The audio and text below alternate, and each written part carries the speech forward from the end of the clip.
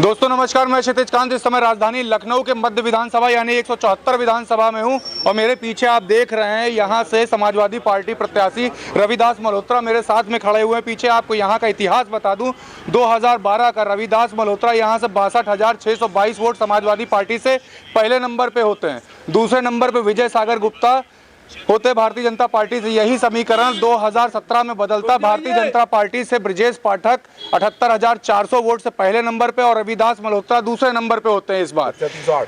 अब इस बार मैं बात करूं, 2022 में फिर से चुनाव है। मेरे पीछे रविदास मल्होत्रा खड़े, हर जगह जा करके अपनी विधानसभा में जनसंपर्क करते, इनसे बात करते। जब क्षेत्रीय जनता सब मिलते हैं तो क्या मुद्दे उठाती है जनता? जब क्षेत्रीय जनता साहब मिलते हैं तो क्या मुद्दे आपके बीच में आते हैं? पिछले 5 साल में जनता के ऊपर बहुत जुल्म हुए हैं।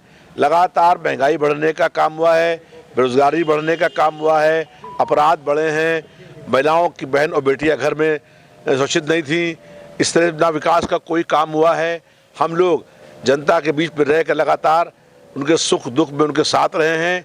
उसी का ये परिणाम है कि जनता हम लोगों को समर्थन दे रही है, सहयोग देने का काम कर रही है। और जिस क्षेत्र में प्रदेश के मुख्यमंत्री यहाँ पर रहते हैं, उनका कार्यालय लखनऊ मध्य क्षेत्र के अंदर है और यहाँ का विधायक जो प्रदेश सरकार में कैबिनेट का मंत्री था, वो 6 छोड़ करके भाग गया। इसी का परिणाम ये था कि जो किसी बच्चे से पूछ लीजिए आप, तो वो ये कह देगा कि ब्रजेश पाठक हार के डर से ये 6 छोड़ चले गए कैंट क्षेत्र के अंदर। 2012 की बात जो आपने करी, हम लोग जीते थे 24,000 वोट से जी, भाजपा को हमने हराया था। 17 में हमारे वोट बढ़े, 14 वोट बढ़े हमारे, और कांग्रेस पार्टी से तय तालमेल हो गया। लेकिन तालमेल होने के बाद भी 29 जनवरी 17 को राहुल गांधी अखिलेश यादव जी हमारे पक्ष में वोट मांगे। लेकिन 30 तारीख को ही राहुल गांधी ने, देखिए कैसे कांग्रेस पार्टी की धोखे की पार्टी है कि 29 तारीख को पहले वोट मांग रहे हैं कांग्रेस पार्टी के राष्ट्रीय अध्यक्ष, और गठबंधन होने के बाद भी 30 तारीख को मेरे खिलाफ कर दिया। इस कारण से भारतीय जनता पार्टी और कांग्रेस से साजिश में हम चुनाव हार गए। लेकिन 14 वोट में बढ़े। हम लोग पिछले 5 साल में लगातार जनता के बीच में रहे हैं, इसलिए जनता का प्यार, उनका सहयोग और समर्थन हम लोगों के साथ में है और हम लोग भाजपा को बहुत बड़े अंतर से चुनाव हराने जा रहे हैं। अच्छा, एक बात और करूं, आप जब ब्राह्मणों से जब मुलाकात करते हैं वो आपसे क्या कहते हैं? क्योंकि आपके क्षेत्र में एक बहुत बड़ा ब्राह्मण वर्ग, जब आपसे बारूद खाने जब आगे की तरफ बढ़ते हैं, वहाँ एक मुस्लिम एरिया जब रकाबगंज पहुँचते वहाँ एक बहुत बड़ा ब्राह्मण वर्ग रहता है, वो आपसे क्या कहता है? देखिए, पिछले 5 सालों में ब्राह्मणों के ऊपर लगातार बहुत अन्याय हुआ है जी। और एक घटना बताऊँ आपको कि एक खुशी दुबे है, नाम सुना होगा आपने, अमन दुबे की पत्नी। अमन दुबे का पुलिस ने काउंटर किया और शादी उसकी हुई थी अमन दुबे की, खुशी दुबे से 1 दिन पहले। और शादी के बाद अगर किसी का पति मान लीजिए अपराधी है तो उसका क्या दोष है? लेकिन उसको बंद कर दिया और वो 9 महीने जेल के अंदर बंद है। ऐसी तमाम जो है घटनाएं हुई हैं जहाँ पर जो ब्राह्मण समाज के लोग हैं, आपने सुना होगा कि यहाँ विवेक तिवारी एप्पल कंपनी का मैनेजर था, वो गाड़ी से बैठ करके आ रहा था और ट्रैफिक ने उसको हाथ दिया, वो उसका हाथ नहीं देख पाया और उसके बाद उसे गोली मार दी गई सड़क के ऊपर और उसकी हत्या हो गई। तो पुलिस ने ब्राह्मणों की हत्या करने का काम किया है और लगातार जो है जुल्म अन्याय करने का काम किया है। जरा आप बता दीजिए कि अगर कोई अपराधी है जी, उसकी शादी हुई 1 दिन पहले, तो उसकी पत्नी कहाँ से हो गई? और उसकी पत्नी खुशी दुबे 9 महीने जेल के बंद है। तो ब्राह्मण समाज को लगातार प्रदेश की सरकार ने दमन करने का काम किया है, जुल्म करने का काम किया है, इसलिए पूरी तरीके से मध्य क्षेत्र के हमारे साथ हो गया है। अच्छा, ये बारूद खाने के आसपास के क्षेत्र की बात करूं, वहाँ पे एक मुस्लिम जनता रहती है काफ़ी बड़े मात्रा में, उनका क्या कहना होता है? क्योंकि आप लगातार वहाँ पर, आपके जो कार्यकर्ता वो भी एक्टिव, आप भी एक्टिव रहे वहाँ पे, वो 6 गढ़ है आप। देखिए, जनता जो है हमारे साथ खड़ी हो गई है, सब हिंदू, मुस्लिम, ईसाई, सिख सब लोग खड़े हो गए हैं। और शोषित, पीड़ित, दलित, पिछड़े वर्ग के लोग जिनके साथ 5 वर्ष अन्याय हुआ है और वो लोग 5 वर्षों से समय का इंतजार कर रहे थे, जो समय अब आ गया है। जनता बदलाव करेगी, परिवर्तन करेगी और आप देखिएगा 10 मार्च को अखिलेश यादव जी बड़े बहुमत के साथ प्रदेश के मुख्यमंत्री बनने जा रहे हैं। आप विधायक बनते हो, सबसे पहला काम अपनी क्षेत्रीय जनता के लिए और दूसरा काम युवाओं के लिए क्या करेंगे? देखिए, हम लोगों ने ये ऐलान किया है कि 1500 रुपया मध्य क्षेत्र की हर महिला को पैसे मिलने का काम होगा। उसके बाद 300 बिजली फ्री मिलने का काम होगा। हम लोग सामाजिक कैंटीन बनाएंगे, उसमें भर पेट खाना मिलेगा 10 रुपये में। उसके अलावा विकास का काम करेंगे। यहाँ पर ट्रैफिक समस्या है मध्य क्षेत्र के अंदर, तो हम लोग हैदर कनाल नाले को ढकवाएंगे और सड़क बनवाएंगे उसके ऊपर, और सड़क बना के दोनों ओर दुकानें बनेंगी। जो गरीब लोग हैं उनको दुकानें मिलने का काम होगा।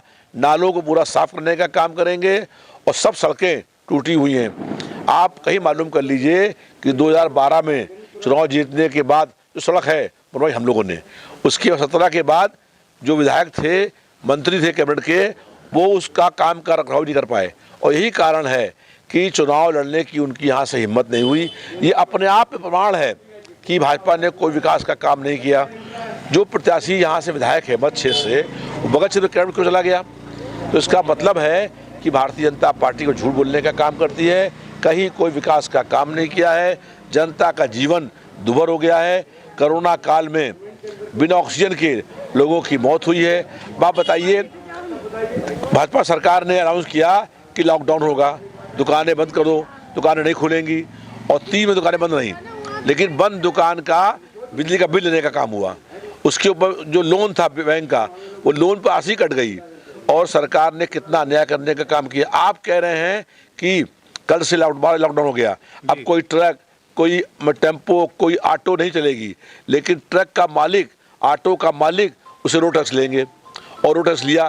3 महीने इनकम बंद हो गई, और उन लोगों ने रोड टैक्स दिया, दुकानदारों ने बिजली का बिल दिया, बैंक का लोन दिया, लोग भूखे मर गए। जितने लोग मरे कोरोना से, उससे अधिक लोग भूख से मर गए, और ये सरकार कोरोना का प्रबंधन ठीक से नहीं कर पाई। ये सरकार सारे मोर्चों फेल हो गई है। इस भाजपा सरकार से जनता का विश्वास, समर्थन खत्म हो गया है। जनता अब परिवर्तन करने का मन बना चुकी है, और परिवर्तन होना तय है। एक प्रश्न, आपके क्षेत्र में एक कॉलेज पढ़ता है, लखनऊ क्रिश्चियन डिग्री कॉलेज, तमाम युवा वहां पढ़ते हैं और आसपास के क्षेत्र में वहां पढ़ने वाले युवा जाते हैं, उनके लिए आप क्या करने वाले हैं युवाओं के लिए, क्योंकि सबसे ज़्यादा अधिकांश युवा वहां पर रहता है आपके क्षेत्र में, युवाओं के लिए क्या करें? जब हम विधायक थे जी, तो क्रिश्चियन कॉलेज में हमने वहाँ पर लैपटॉप खुद बांटने का काम किया था जी। और अब जब सरकार बनेगी, इंटर पास जो लड़के आएंगे उनको लैपटॉप मिलने का काम होगा, और सब शिक्षा BA तक पूरी फ्री होगी। लड़कियों की शिक्षा जो MA करेगी, PG करेंगी, उनका भी शिक्षा फ्री होगी। अगर आप कभी वहाँ गए हो, क्रिश्चियन कॉलेज के बाहर गेट लगा हो, देखा होगा आपने, APJ अब्दुल कलाम गेट, वो हमने बनाने का काम किया है। उस गेट पर मेरा नाम लिखा हुआ है।